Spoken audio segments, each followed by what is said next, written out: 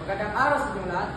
Sa ngayon, isa sa mga mahalagang aspeto na dapat pagtuunan ng pansin ay ang pagprotekta sa kalikasan. Para sa mga darating na panahon, napansin ng marami ang mga biglaang pagbabago sa klima tulad ng pagdami at paglakan ng bagyo, pagtaas ng temperatura at epekto ng polusyon sa ating kalikasan. Lahat ng ito ay resulta ng ating gawain at kawalan ng tamang pangalaga sa ating kalikasan. Kaya mahalaga na tayong lahat ay magkaisa at kumilos upang pangalagaan ang ating kapaligiran mula sa simpleng hakbang hanggang sa malaking aksyon. May kakayahan tayong magdulot ng pagbabago, mahalaga na maunawahan natin bakit mahalaga ang pagsawa ng mga hakbang na ito. Ang kalikasan ay hindi lamang isang makapupunan ng yaman, ito ay ating tahanan din. Dito tayo kumukuha ng buhay, edukasyon, at ito rin ang lugar kung saan nagmumula ang kinabukasan ng lahat ng araw. Kung hindi natin ito alagaan, ano magiging kinabukasan ng susunod na salinlahi? Ang ating kabayaan ngayon ay maaaring magdulot ng maraming problema sa kanilang hinaharap. Kaya para sa kanilang ikabubuti, kinakailangan natin maging modelo ng maayos na pangalaga sa kalikasan para maprotektahan ang ating kapaligiran. Isa sa mga paraan ay ang pagsasagawa ng recycling.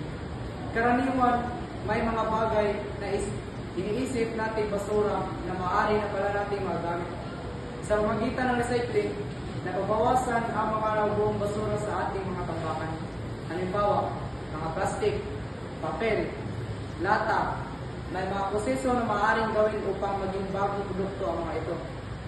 Sa pag-recycle, nakatutulong tayo sa panatili ng kalinisan ng kapaligiran at sa pag-save ng likas na yaman. Isa pang epektibong hakbang ay ang pagtanim ng mga puno. Ang mga puno ay nagbibigay hindi lamang ng sariwang hangin at dilim, kung sila rin ay tahanan ng iba't uri ng hayop. Sa pamamagitan at pagtanim ng puno, hindi lamang natin pinapaganda ang ating kalikasan, kundi nabibigay din tayo ng contribution sa pangalaga ng ecosystem. Maraming paraan na pagtanim ng puno, katulad ng tree planting activities. Mahalaga rin na iparating sa atin ang mga kaibigan at pamilya ang kalagang nito upang magkaroon ng solusyon sa mga hamon na ating hinaharap. Maaari rin tayong mag-organisa ng seminar o aktibidad sa komunidad upang magbigay diin sa pangalaga ng kalikasan. Kailangan magkaroon ng malaking hakbang para makatulong sa kalikasan. Minsan, ang simpleng bagay tulad ng pagtanggal ng plastic sa ating mga tahanan ay may malaking epekto sa polusyon. Ang paggamit ng reusable na bag ay hindi lamang nakatulong sa kalikasan, kundi nakakabawas din sa gastos ng mili. Mahalaga rin ang tamang pagtatapon ng basura para panatili natin malinis sa kapaligiran. Sa pamamagitan ng pagkaisang responsable pagtapon ng basura, maging mas maayos at maluwas ang kalikasan. Sa ganitong paraan, mahalaga ang maingat na pag-aalaga sa anyong tubig tulad ng mga ilog, lawa at dagat. Ang mga ito ay tirahan ng iba't ibang uri ng hayop at nagbibigay ng mahalagang supply ng tubig para sa ating pang-araw-araw na pangailangan. Sa wastong pangangalaga, nagagabayan natin ang pagpapalago at pangalaga sa likas na yaman na ito. Isang mahalagang hakbang ang pagbabawal sa pagtatapon ng basura sa mga anyang tubig na dapat sundin at paalam sa lahat ng tao. Mahalaga rin ang turuan natin ang ating mga kabataan hinggil sa importansya nito.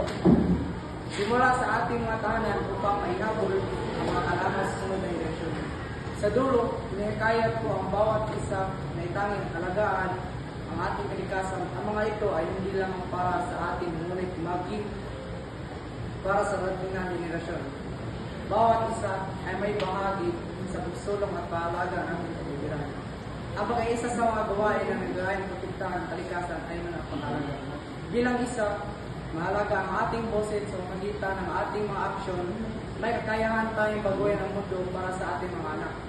Ang pagprotekta sa kalikasan hindi lang ang responsibilidad ng ilan, kundi ng bawat isa.